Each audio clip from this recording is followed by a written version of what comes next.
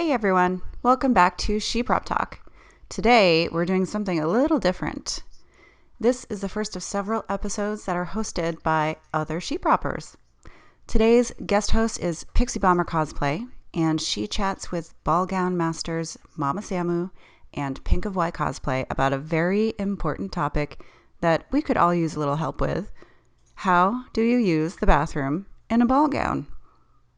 I hope you enjoy this special episode, and if you are interested in hosting your own, check the show notes to find more information.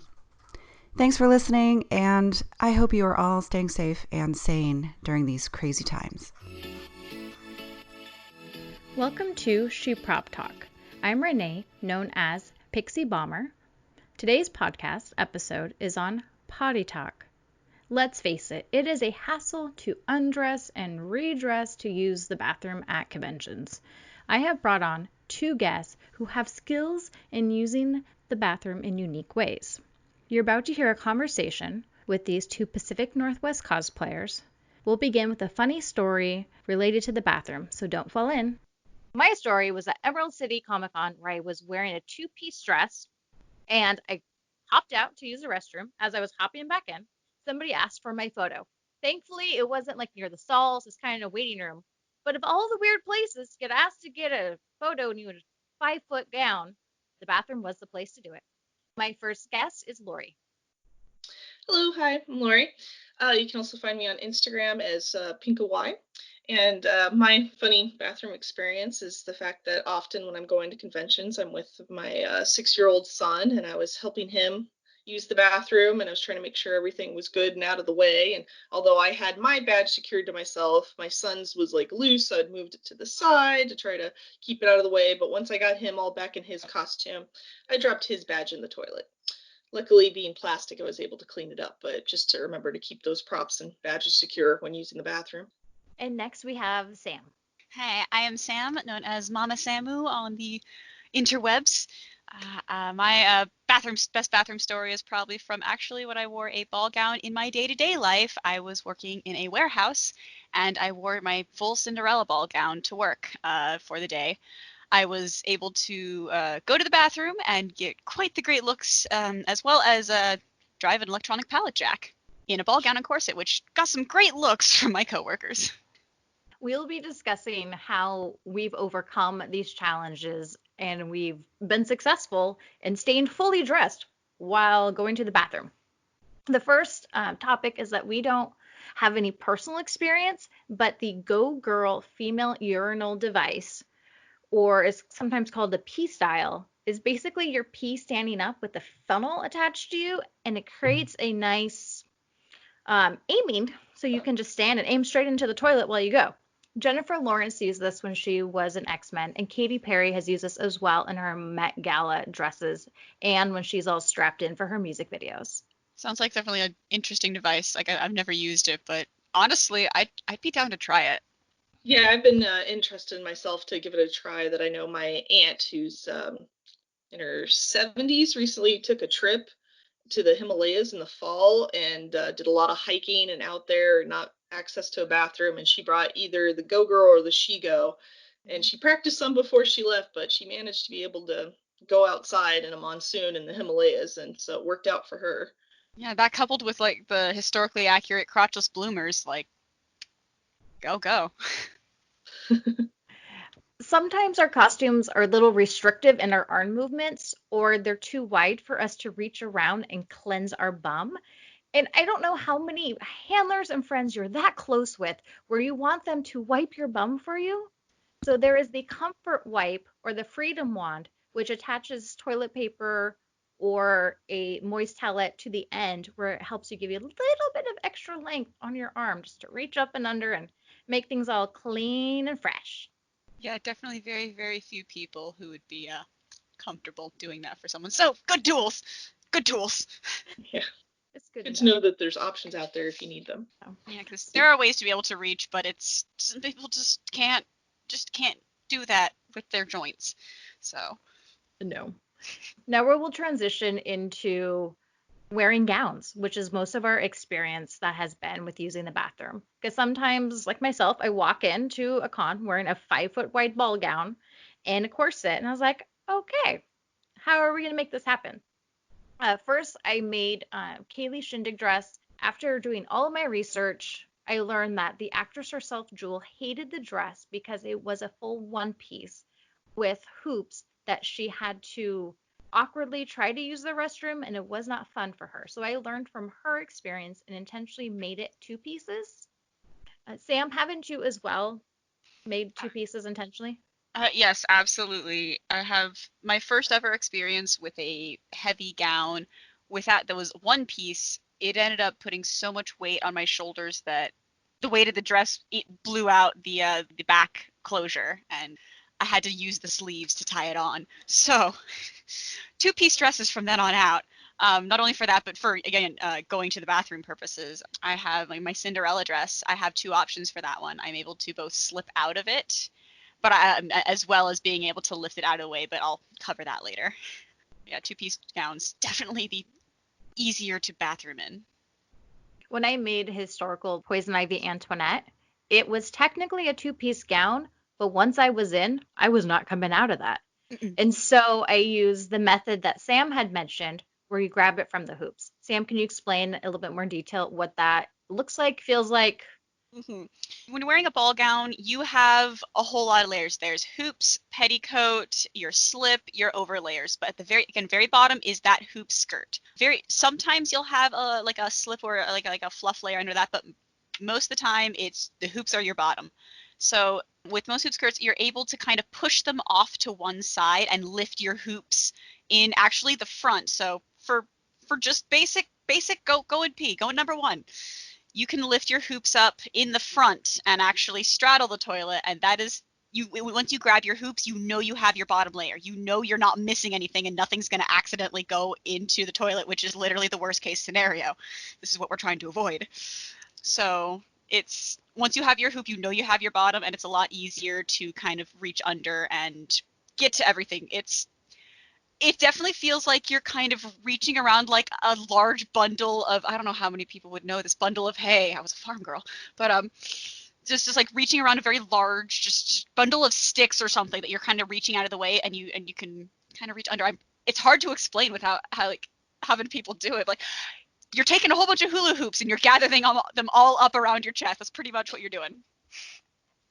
Got a bunch of hula hoops in your arm, and you just reach under them, do the business. It's done. If we do use the description of riding it like a horse, because you are Mm-hmm. going to walk straight in onto the toilet and you will have the back of it in front of you. So you're going to be facing the flusher. Mm-hmm. And the key is to make sure you have all those layers up and out of the way and to back up carefully. But the challenge of backing up also involves when you have some train, whether it's a foot and a half or 2 feet like I had, or a dress that doesn't have hoops, but you have that train. So we'll have Sam start and then Lori talk as well. Yeah, so trains, a lot of the time, one of the pluses when you have a hoop with a train, you can actually use that hoop skirt to gather the train into. It acts like, people have mentioned like the bridal buddy that people use for wedding gowns, but this is, your hoop skirt essentially is your bridal buddy. You can gather things into it. As opposed to when you don't have a hoop skirt, there's a lot more layers involved, and Lori has more experience with that.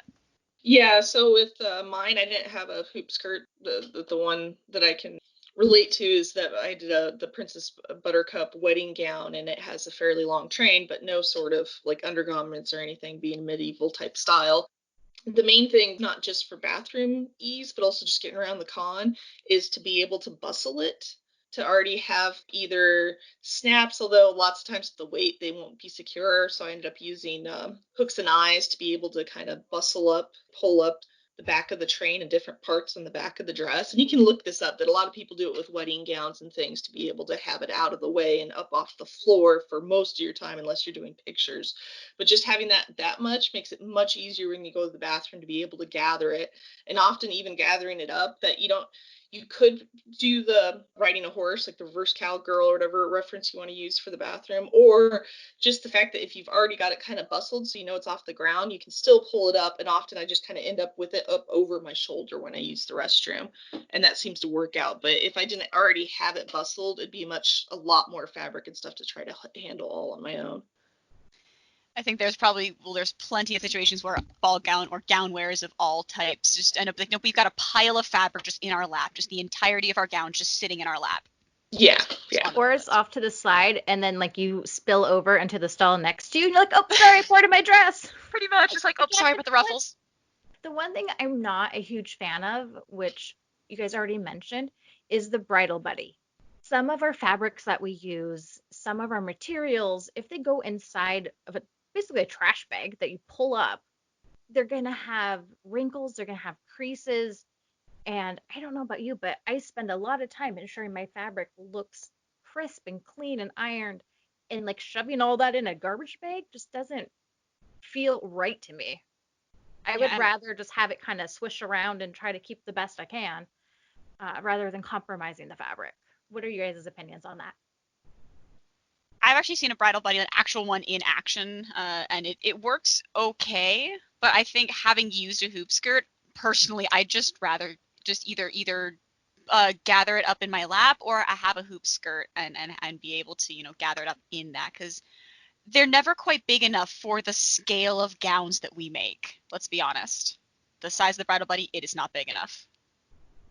And it's I've never used the bridal buddy or know anybody, but just thinking back to like my own wedding when I got married, and I had it was more like an A-line skirt, and it still had krillin, but I happened to not like the feel of the krillin in my dress, so I had my mom put a slip in, and so basically that became my underlayer, much like the hoop skirt, but I was able to use that slip to pull up the dress and have it all out of the way and not need any assistance in the bathroom, because that was another funny thing to me. Like, it never even occurred to me as a bride when I went to use the bathroom, like getting ready the day of, and they're like, oh, do you need anybody to go to the bathroom with you? I'm like, no, I got this.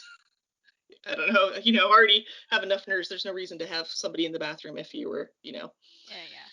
And in the that slip situation. Layer, like I said, the slip layer works fantastic without having to get something that's special for it. Yeah. I made a 1950s dress that had a lot of ruffles built in. And it was a one piece. And I'm like, okay, I have to use my same mentality of wearing a short dress that has a lot of movement and flair, using the bathroom the same way. So it doesn't matter if your dress is 5 feet long, floor length, 50s style short. It's these principles apply to each and every one. If you've got extra ruffle, then you gotta deal with it. Oh, I love big gowns, and I cannot lie. So I wear them as much as possible. Moving away from gowns, we're going to talk about, I'm in a bodysuit that goes from my feet to my neck. What do I do? And I know that Lori's has experience with this. So I've done a couple of different bodysuits that I've done, like the Playboy bunny style, and which, you're kind of, even though you don't have like sleeves and stuff, but you're still all like cinched in, and maybe you have body wear under there and everything, and it's, difficult to do that. And then the same with, I've done another superhero that's another bodysuit that doesn't have pants. And with those ones, it's nice if you don't have the pants, that what I end up doing is hook and eye closure, and you can also do snaps depending on what kind of hardware you want to use, but you just put it in the crotch when you sew it and add the extra material there to be able to get under there and just lift it out, and then you can keep your whole suit on, but you just able to pull up and use the bathroom that way. It also makes it easier if you're using some kind of tights and stuff, that you can get those off as well, as opposed to having to get just completely naked with your bodysuit in the bathroom. That it's much easier to just be able to, unhook that crotch part and pull down your pants or your tights or whatever you may be wearing with that outfit. And then another one is much like the ball gown, is to do the two-piece method if you can, because I've done a bodysuit for my husband, and he was Deadpool, and he's a mashup of Deadpool, so you don't really see that part where it's supposed to be the one piece from the shirt to the pants. So since it wasn't going to be seen, there was no point for him, needing to have the one piece. So we did it as a two-piece, and that made it much easier for him to be able to use the bathroom to be able to pull down the pants and not have to go with a full suit. And once again, I've also done it for my son for his super outfits, and especially being a kid, there's no reason it needs to be one piece. But nobody's going to judge a kid what he's wearing or anything for my son, so I've done two-piece stuff all the time for him, and it really works out well. That usually there's some kind of waist detail in a lot of the superhero outfit, so you just kind of put that on the waist of the top part, whether it's a jacket or a shirt, and then it just goes over the top of the edge of the pants, and it works out great for them to be able to pull down their pants and everything and not have to worry about getting completely undressed. Having been the completely undressed, awkward Sailor Scout in the bathroom many years ago, do not recommend. Put snaps. Before we go on to the next topic, is there any items that we haven't covered that you think is important for somebody to know? I think just to think about ahead of time, we've given you tips of different things you can do, but just when you're planning your costume, think of some of these practicality issues, before you get well into your costume and then go, oh, how am I going to do this? And so other stuff you just discover once you're, in it, that you don't think about it, but it's a lot better if you can try to plan and practice and not be surprised once you're at the convention of, oh, how am I going to be able to do this?